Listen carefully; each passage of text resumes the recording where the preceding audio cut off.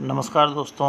ऑर्चाइटिस क्या होती है, किस कारण होती है, क्या इसके सिम्टम्स होते हैं, साथ ही क्या इसका सक्सेसफुल होम्योपैथिक ट्रीटमेंट है। इस सभी जानकारी के लिए मैं डॉक्टर शैलेंद्र विजयवर्गीय मेरे चैनल चितरंजन के टिप्स में आप सभी का स्वागत है। दोस्तों, ऑर्चाइटिस जब एक या दोनों साइड के टेस्टिस पर सूजन आ जाती है किसी वायरल या बैक्टीरियल इन्फेक्शन के कारण, उस स्थिति को हम ऑर्चाइटिस कहते हैं। यह इन्फेक्शन मम्स के कारण भी हो सकता है, किसी तरह के बैक्टीरियल इन्फेक्शंस के कारण भी हो सकता है। दोस्तों, जब ऑर्चाइटिस सेक्सुअल ट्रांसमिटेड इन्फेक्शन अर्थात गोनोरिया या क्लेमाइडिया के कारण होती है, तो ऐसी स्थिति में टेस्टिस के पीछे की ट्यूब में जब सूजन हो जाती है तब उसको एपिडाइडिमो आर्काइटिस भी कहते हैं। दोस्तों, आइए अब जानते हैं ऑर्चाइटिस के लिए कौन कौन से फैक्टर्स हैं जिसके कारण ऑर्चाइटिस होने की संभावना बढ़ जाती है। पहला कारण होता है ऐसे व्यक्ति के साथ यौन संबंध बनाना जो पहले से संक्रमित हो, तो ऑर्चाइटिस की संभावना बढ़ जाती है। इसके अलावा कंडोम के बिना यदि सेक्स किया जाए तो भी इन्फेक्शन के चांस बढ़ जाते हैं। थर्ड दोस्तों, प्रोस्टेट में इन्फेक्शंस हो या यूरिन के मार्ग में किस तरह का इन्फेक्शन हो जाए। इसके अलावा अनसर्कमस्क्राइब्ड लिंग हो तो भी यह प्रॉब्लम हो सकती है। प्रोस्टेट ग्लैंड बढ़ जाए तो भी ऑर्चाइटिस की संभावना बढ़ जाती है। दोस्तों, आइए अब जानते हैं ऑर्चाइटिस होने पर क्या क्या लक्षण हमें दिखाई देते हैं।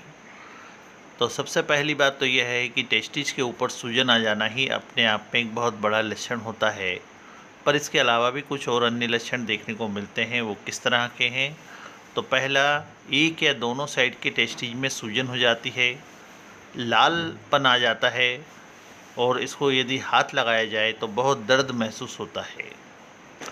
दूसरी बात, जब अंडकोश में सूजन आ जाती है तो उसके कारण उनमें बहुत ज़्यादा भारीपन होता है, चलने फिरने में परेशानी होने लगती है। वीर्य में खून भी दिखाई देने लग सकता है। इसके अलावा कुछ अन्य लक्षण जैसे बुखार आना, क्योंकि सूजन आती है इसमें इसलिए हल्का सा बुखार आना, उल्टी जैसी महसूस होना, पेशाब करने के दौरान दर्द होना, मल त्याग करते समय भी दर्द होता है, सेक्स करने के समय भी दर्द होता है। साथ ही दोस्तों, आर्काइटिस होने पर पेशाब करने पर या वीर्य स्खलित होने से पहले या बाद में दर्द होता है, जलन सी महसूस होने लगती है। इसी के साथ अंडकोश की जो थैली होती है वह रबड़ की जैसी सूजन उसमें दिखाई देने लगती है। दोस्तों, अब हम जानेंगे ऑर्चाइटिस ना हो उसके लिए हम क्या क्या उपाय अपना सकते हैं। तो सबसे पहले तो हमें टेस्टिस पर किसी भी तरह की चोट आदि ना लगे, इसलिए जब भी दौड़ते हैं, भागते हैं, किसी तरह की एक्सरसाइज करते हैं या कोई वजनी सामान उठाएं तो हमें सपोर्टर का इस्तेमाल ज़रूर करना चाहिए। दूसरा दोस्तों, सेक्स के दौरान कंडोम का इस्तेमाल करना चाहिए। तीसरा दोस्तों, टेस्टिस में किसी भी तरह का ट्यूमर या गठान सी दिखाई देने पर तुरंत डॉक्टरी सलाह लेना चाहिए। नेक्स्ट दोस्तों, यूरिन आने पर उसे यूरिन को रोकना नहीं चाहिए। दोस्तों, आइए अब जानते हैं ऑर्काइटिस का सक्सेसफुल होम्योपैथिक ट्रीटमेंट क्या है, जो पिछले कई सालों से मैं अपनी प्रैक्टिस में यूज़ कर रहा हूँ और बहुत ही अच्छे रिजल्ट मैंने पाए हैं। दोस्तों, इसमें पहला ट्रीटमेंट है REPL कंपनी का 77 नंबर ड्रॉप। यह ड्रॉप बहुत ही इफ़ेक्टिव ड्रॉप है। इस ड्रॉप की 10 बूंद दवाई दिन में 3 बार लेना चाहिए। आधे कप पानी में 10 बूंद दवाई डालकर सुबह, इसी तरह आधे कप पानी में 10 बूंद दवाई डालकर दोपहर में और इसी तरह रात में।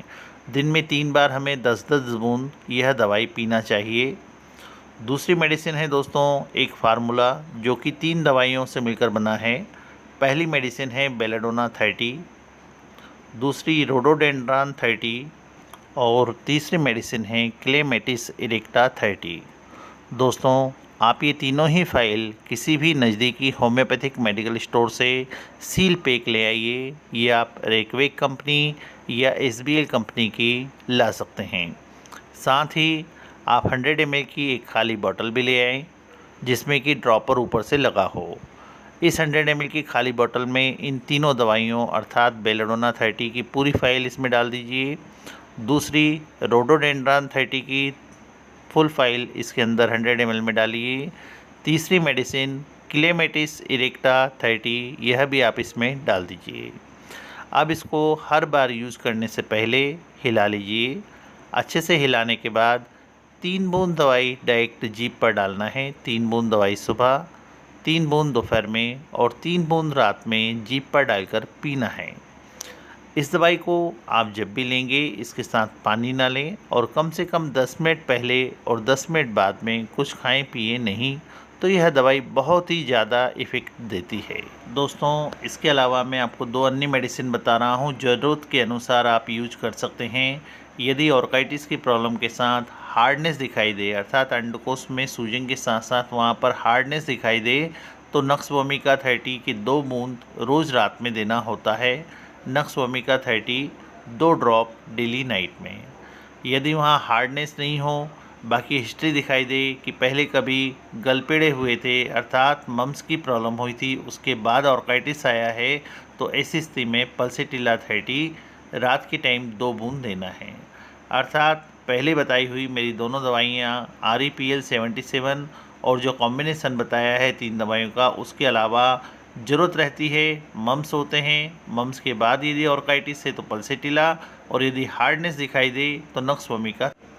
दोस्तों, यदि आपको इस टाइप की कोई प्रॉब्लम है, ऑर्काइटिस की कोई समस्या है, तो आप ये फार्मूला इस्तेमाल करके देखिए और देखिए कितने मैजिकल रिजल्ट आपको मिलेंगे। मेरे द्वारा दी गई जानकारी यदि आपको पसंद आई है और आप पहली बार मेरे चैनल पर आए हैं तो मेरे चैनल को सब्सक्राइब कीजिए, लाइक कीजिए, साथ ही बेल आइकॉन दबाइए ताकि न्यू नोटिफिकेशन आपको मिलते रहें। धन्यवाद।